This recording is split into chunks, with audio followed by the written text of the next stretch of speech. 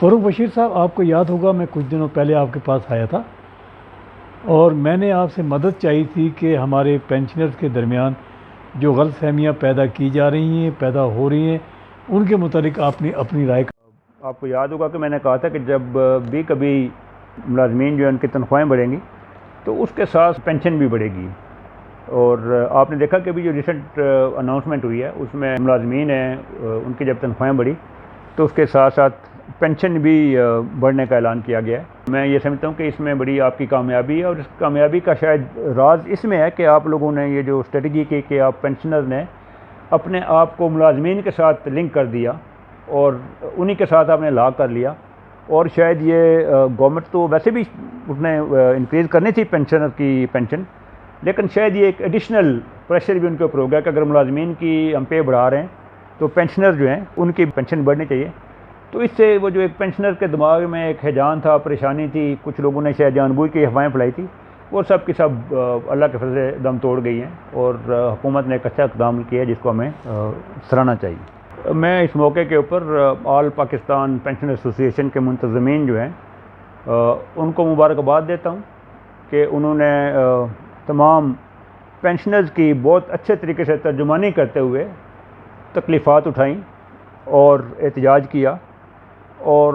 अपने आप को मुलाजमीन के साथ मिला के इस एहतजाज को थोड़ी सी और शिद्दत दी। शायद मुलाजमीन जो है उनको भी इस चीज़ का एहसास था कि एक वक्त में सब ने पेंशनर बनना है, अगर आज मौजूदा जो पेंशनर हैं उनके साथ अदल व इंसाफ़ नहीं हो रहा तो कल शायद उनको भी इसी बेइंसाफ़ी और नाइंसाफ़ी का सामना करना पड़े। तो इसलिए उन्होंने भी पेंशनर्स की मदद की। लेकिन मैं समझता हूँ कि ये सिलसिला जो है ये शायद पेंडिंग ना हो, आगे आने वाले वक्तों में दोबारा इसको ना उठाया जाए। लेकिन जब भी ये मसला सामने आता है तो हुकूमत को भी ये जहन में रखना चाहिए कि जो आज के मुलाज़िम हैं वो कल पेंशनर्स हैं, और अगर वो इस किस्म का कोई इक़दाम उठाएंगे तो ना सिर्फ कि ये पेंशनर्स में परेशानी और बदली फैलेगी, बल्कि जब जो सर्विंग मुलाजमीन हैं जब वो भी अपने फ्यूचर को ऐसा देखेंगे कि उनके साथ इंसाफ अदल नहीं होगा तो वो भी बेदिल हो जाएंगे, जिससे कि हुकूमती कारकर्दगी जो है वो भी असरअंदाज होगी। लेकिन मुझे नहीं लगता कि हुकूमत को ऐसा स्टेप करेगी जिस तरह अभी उन्होंने किया है। आइंदा भी वो पेंशनर्स का और मुलाजमीन का वक्त के तकाज़ों के मुताबिक ख्याल रखेंगे। मैं बैसियत एक पेंशनर रहमान बाजवा साहब जो कि मुलाजमीन के रहनुमा हैं या उनके नुमाइंदे हैं, उनका भी शुक्रगुज़ार हूँ कि उन्होंने अपनी मूवमेंट के साथ पेंशनर्स को भी शामिल किया और दोनों ने एक दूसरे को रीइंफोर्स किया, जिससे हुकूमत के ऊपर कुछ प्रेशर डेवलप हुआ और मुतालबात जो हैं वो माने गए। मैं इसी मौके के ऊपर ये जो पेंशनर एसोसिएशन के सेक्रेटरी जनरल हैं नईमुद्दीन साहब, उनकी काविशों को भी सराहूँगा कि उन्होंने अपनी जो तंजीम है उसका इलाक़ मुलाजमीन के साथ किया और उसको एक मंतकी नतीजे तक उसको साथ लेके चले, और जिसके नतीजे में दोनों मुलाजमीन और पेंशनर दोनों की जो इजाफ़ा हुआ है वो तकरीबन 10% तक हो गया है, जिसके लिए उनकी जो खिदमात हैं या जो उनकी एफ़र्ट्स हैं वो काबिल सताइश है। मैंने पिछले इंटरव्यू में आपका तारुफ नहीं कराया था। मैं चाहता था कि हम कामयाब हों तो आप ख़ुद अपना तारुफ कराएं, बसीरत रखने वाले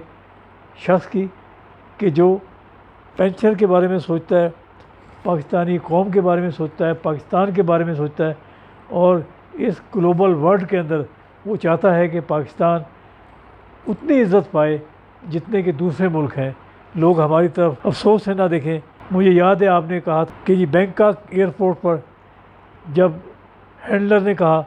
कि तमाम पाकिस्तानी पासपोर्ट वाले एक लाइन बना लें, तो उस वक्त मैं शर्म से कट गया था। फ़रूख साहब, मैं भी बाहर जाता हूँ, मैं भी शर्म से कट जाता हूँ, क्योंकि मैं भी पाकिस्तानी हूँ और मैं भी पाकिस्तानियों की लाइन में खड़ा होता हूँ। मुझे नहीं मालूम कि हम ये इज़्ज़त कैसे पाएंगे, किस तरह पाएंगे। जनाब फ़रूख साहब, आप वेटरन भी हैं और पेंशनर भी हैं, क्या आप पेंशनर को बताना चाहेंगे अपने बारे में? एक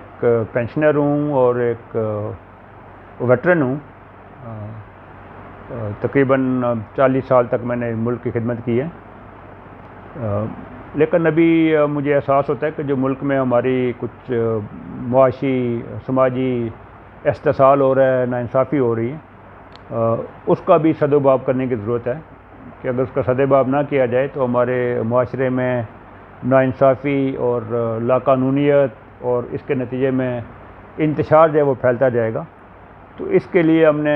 एक जिद्दोजहद का अज़म कर लिया है और एक प्लेटफॉर्म बना लिया है जिसके तहत हम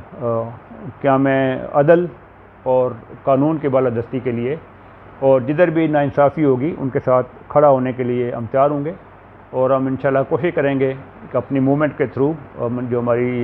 एक मूवमेंट है तरक्की और कमाल के नाम से, कि हम इस मुल्क में तरक्की और कमाल लाएँ जो कि हमारे कौमी तराना में है, और नाइंसाफ़ी, बेयकीनी और लाकानूनियत का जो माहौल है इसको ख़त्म करें इंशाल्लाह। जो मैंने बात की है कि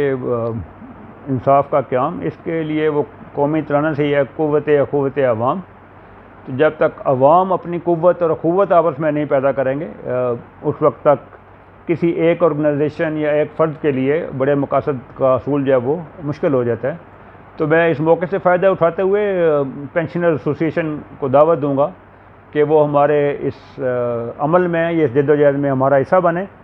ताकि हम इस मुल्क में अदल इंसाफ कायम कर सकें और लाकानूनियत या उसका ख़ात्मा कर सकें। फ़ारूक साहब, मैं आपका बहुत मशकूर हूँ, पेंशनर की तरफ से मैं आपका शुक्रिया अदा करता हूँ। उम्मीद है कि आइंदा भी हम पेंशनर के लिए काम करेंगे। अब जो पेंशन क़वानीन में मुख्तलिफ मसले हैं, डिस्पैरिटी है जो सही नहीं है, जिसको एम्बिगुअस कहते हैं, उसकी एम्बिगुइटी दूर करने के लिए हम एक थिंक टैंक कायम करेंगे और अल्हम्दुलिल्लाह हम कोशिश करेंगे कि तमाम पाकिस्तान के पेंशनर जो हैं वो एक मसावात के असूल पर उनसे ट्रीट किया जाए। गो कि हर अदारे के क़वानीन अलग हैं, हर अदारा अपने किए गए एग्रीमेंट के मुताबिक पेंशन देता है, उसको तो हम तब्दील नहीं करेंगे, लेकिन उसमें बेहतरी लाने के लिए हम अदारों से दरख्वास्त ज़रूर करेंगे कि वो पेंशनर की बेहतरी के लिए ऐसा लाहेअमल तैयार करें कि जिससे पाक सरज़मीन शादबाद का निज़ाम क़ुव्वत अवाम से बेहतरीन हो सके। आप सबका बहुत बहुत शुक्रिया। अल्लाह हाफ़िज़।